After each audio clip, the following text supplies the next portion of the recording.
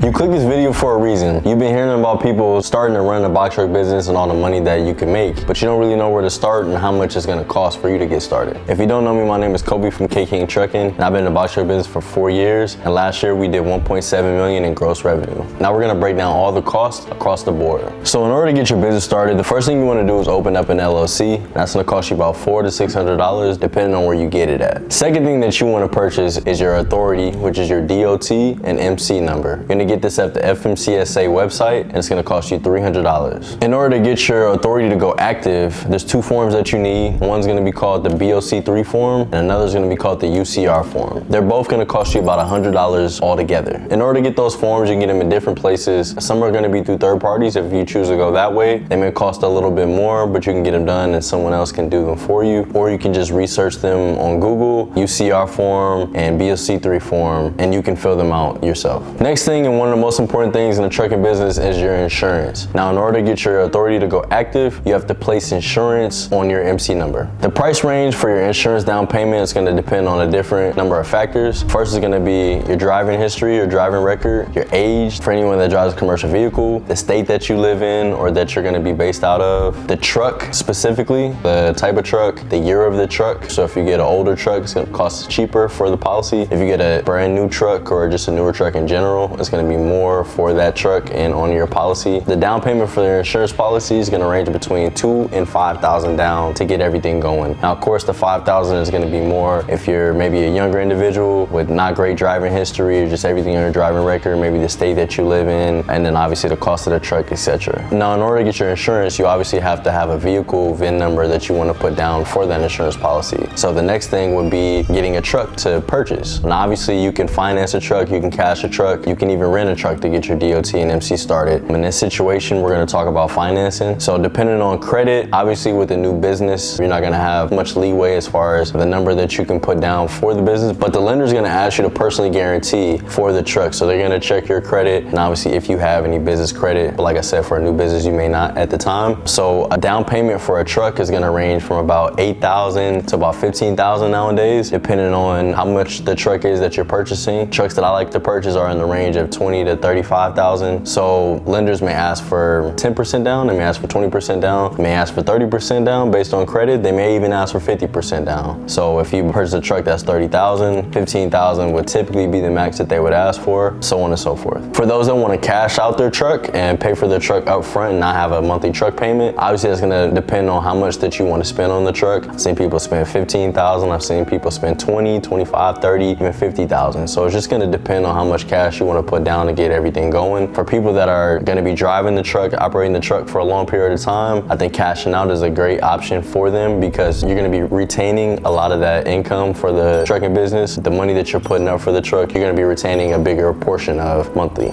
Now that we got all the big things out the way, like a truck insurance, we're going to get into things like supplies for your truck that you're going to need. So typically, things that I would purchase for my trucks would be a pallet jack, ratchet straps, maybe a pallet jack shopper if that's something that interests you. So for a pallet jack, that can range from $150 to $350 a brand new. Place that you can get a pallet jack would be OfferUp, Facebook Marketplace, things like that. You don't need a brand new pallet jack starting off. So if you want to spend the $150 on one or even less, be my guest. Ratchet straps, you can get them from any kind of dealer out there. So Freightliner, International, even places like Harbor Freight as well. Straps are going to range from about $9 per strap to about $17 per strap, depending on where you go. I like to stay within the $10 to $12 range for my straps. However, it doesn't necessarily matter as long as you have good ratchet straps that are going to last you. When I purchase straps, I like to purchase a large amount of straps, mainly because I want to make sure that I have enough straps to be able to secure the freight that I'm hauling. Now, if I get 1 to 2 to 5 straps, I'm not going to be able to secure a full truckload of freight, especially freight that's high value that needs to be strapped and secured, and to make sure that the freight doesn't fall over or anything like that. So when I purchase straps, I purchase about 10 to 15, even 20 sometimes for the new trucks that I purchase, and that can range you anywhere from $100 to $200. Now I'm going to spend the $200 on myself so that I don't have to go back and buy more. You want to be prepared in situations like this. If a broker asks you to have 10, 15 straps and you only have 3 on the truck because maybe you haven't needed them prior, I just purchase them up front to make sure that I'm ready to go. Another thing that you need to pay for in this business is a mobile mechanic. A mobile mechanic is going to come in handy when you are purchasing your truck. If you're going to finance it or even cash it out, you want to have a mechanic come look at the truck to make sure the truck is in good condition enough for you to purchase, or in bad enough condition for him to tell you that it's not a good truck for you to purchase. service and for you to invest in. So mobile mechanics can range from about $100, $130 an hour and more, depending on what they want to charge and where they're at. But you want to make sure that you have one and that you find one when you are about to purchase a truck so that you can know you're investing in the right equipment. Once you have the truck, you have the insurance, you have your decals on the door and everything in place, you're ready to hit the road. Before you hit the road, you want to make sure you get a DOT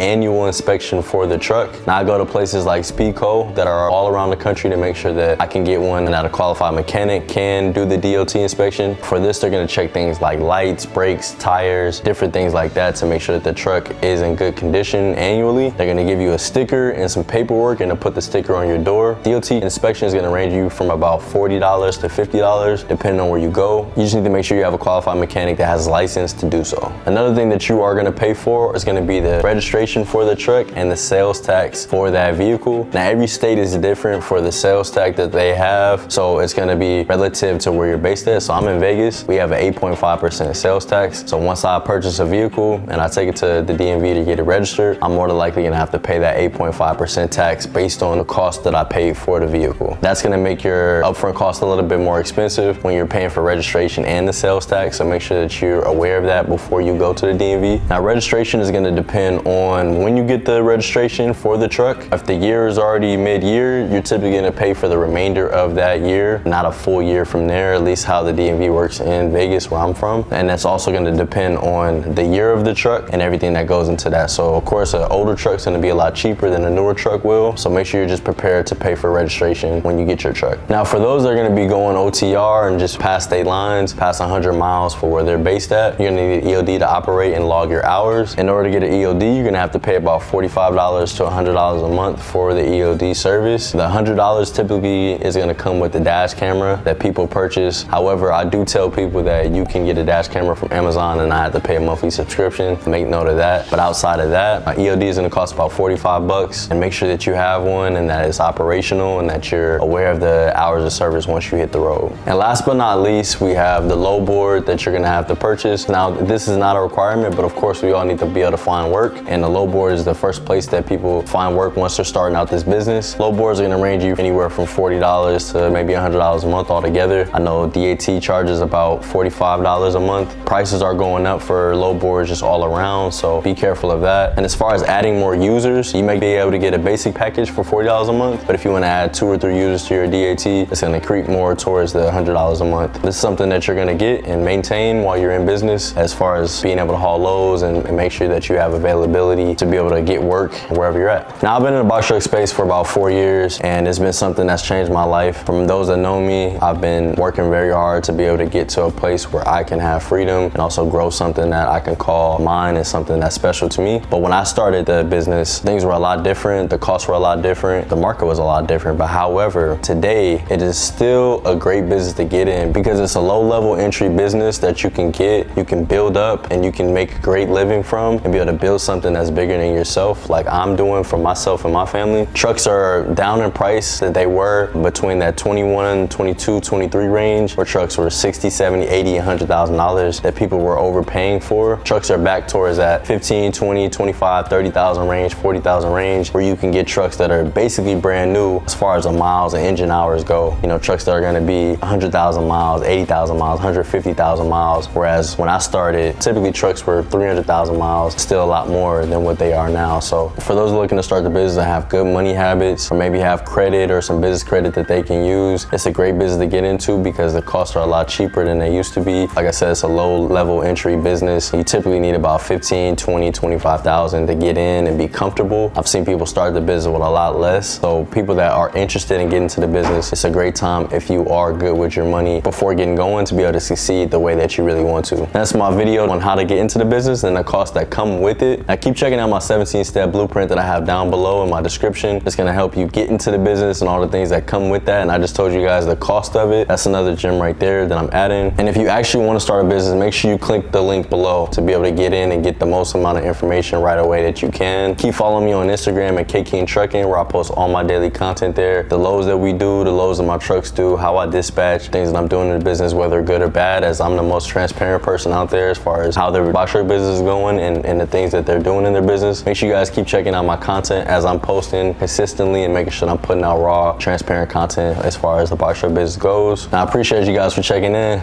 Peace.